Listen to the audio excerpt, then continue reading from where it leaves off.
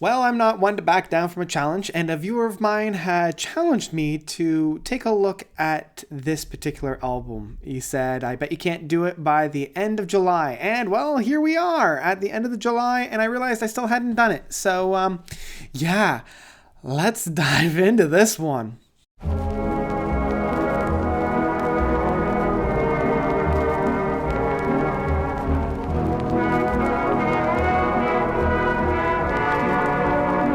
Everywhere at the End of Time by The Caretaker. So The Caretaker is a project by James Leland Kirby, an English artist. And I hesitate to use the word musician or composer, even though composer is probably a better moniker. But artist is really the moniker that I want to use for this one. And this project is a very interesting one, as it's technically 6 phases and 6 albums that come together to create one complete work of art. It's the inevitable and very gradual decline of an individual suffering from dementia and the different stages that the individual goes through until the end.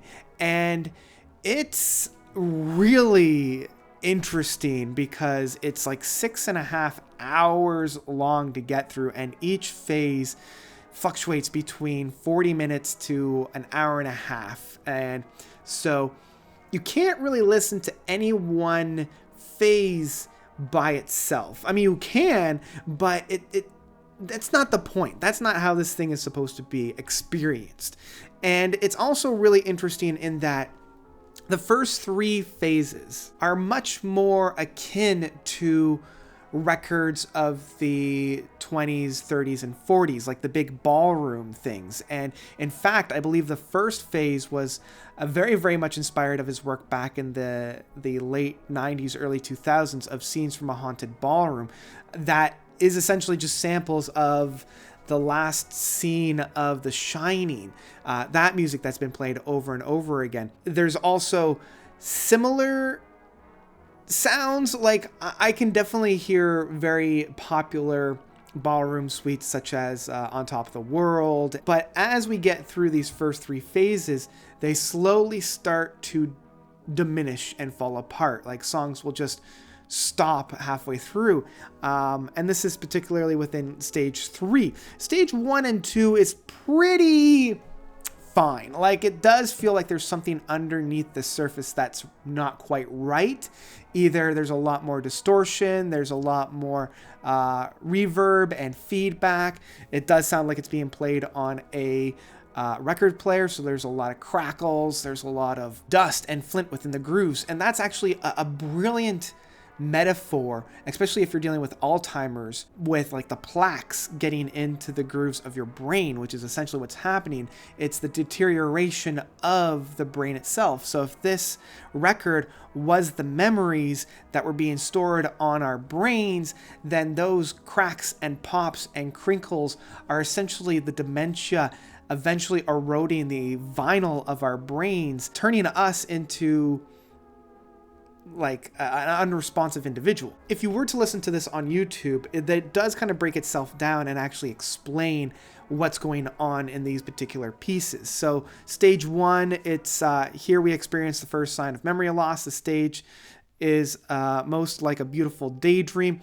So it's kind of living in the past and this recaptured nostalgia of what it was. And I feel like this style of music, being that 1930s, 40s ballroom, is that perfect sound to capture what it is for nostalgia, because we've got like these big echoey hallways, we've got these big large crevices, and it feels like the ballroom is in fact empty. Getting back to that metaphor within our brains, the brain itself is starting to empty out. It's harder to capture or connect with anything. And that's particularly found within stage 2, which is you're starting to realize something is wrong. Where in the first stage, you don't really realize anything is wrong unless you're like looking for it, because you can just put the first stage on and not really notice anything is all that weird. But within the second stage, this is where things are starting to get a little too weird. Like songs are ending out of nowhere. It's starting to skip just a hair. Like things aren't quite right. The tempo and the The timing isn't quite on. And it's within stage 3 that you do generally realize that no, something is definitely wrong. This is where it's the last coherent memories are being able to bring back. And honestly, stage 3 is probably my favorite one because of the uncanny valley that we find ourselves in. We are no longer presented in just this haunted hallway where we're not quite sure if something's really strange or off. At stage 3, we know something's going on. We know that something isn't quite right within this particular piece. And this is where we transition into stage 4. And from stage 4 to 6, there are 4 tracks on each of these phases. And each track is about 20 to 30 minutes long, taking up essentially one side of a record. And this is where it just becomes essentially drone music, experimental music. Like, you will hear clips every once in a while of the past memories, but you can't fully form them. There's no real tangibleness to the songs that we have on here. And songs is a very loose word for what we're getting. Now, I mean, I love experimental music. I love drone music. I love doom metal. So being presented with this style of music wasn't all that jarring to me, only because of my experience with this style of music. But with the context of how it's being presented and the overall thematic themes of what's going on, this is where I was just like, okay, yeah, something's clearly not right. Part 4 is just post-awareness confusion. And that's all it is.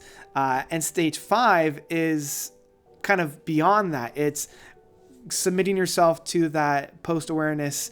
It's confusion and horror. More extreme entanglements, repetition, and raptures are given way to calmer moments. So the overall horror of stage 4 is finally kind of accepting what's going on within stage 5.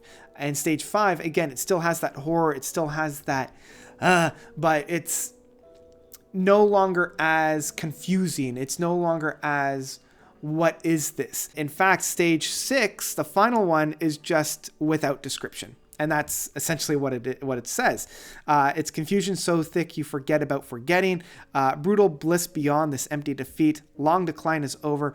And finally, a place in the world fades away.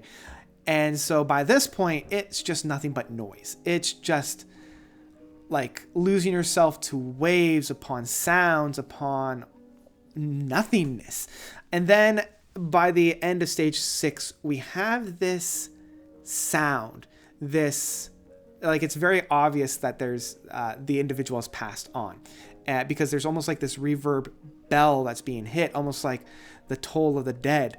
And it just goes into quiet. And then very slowly, this, again, very distorted sound appears, and it's as though the individual is slipping onto the other side and they're being welcomed to whatever lies beyond it.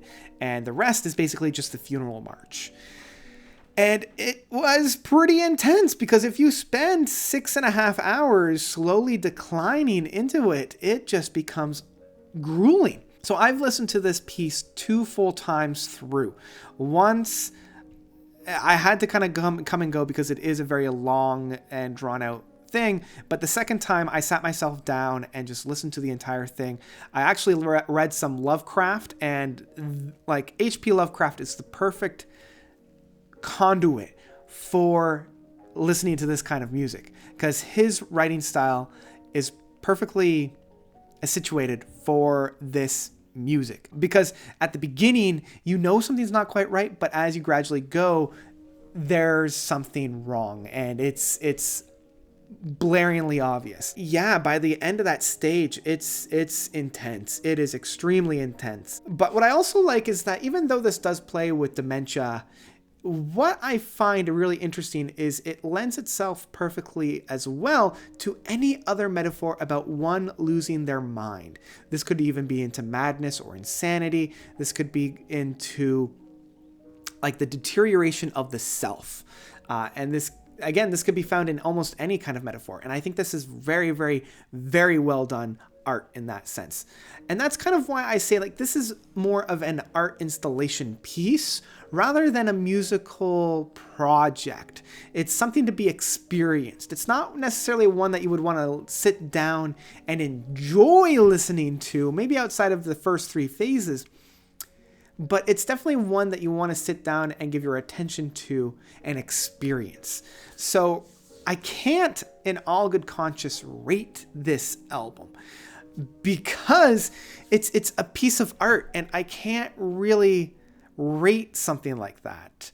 This is one that I will just simply leave off and recommend if you're wanting to experience something moving, large, and very, very thought-provoking. I would highly recommend checking this out. But this isn't one that I would necessarily recommend as a musical experience. This is one that I would recommend as an artistic experience.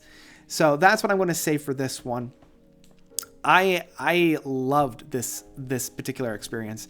I know I'm going to be revisiting it again when I feel like I need to have that connection. So yeah, definitely go and check this one out. It's a doozy. I'll leave the link to the video down below to experience it yourself. I think it has like over 1 million views at this point. But what did you guys think? What did you guys think of Everywhere at the End of Time stages 1 through 6 complete by The Caretaker? Did you love it? Did you hate it? Whatever you thought, let me know by commenting down below. Thank you guys so much for watching. As always, you guys are definitely the best. And until next time, notes out.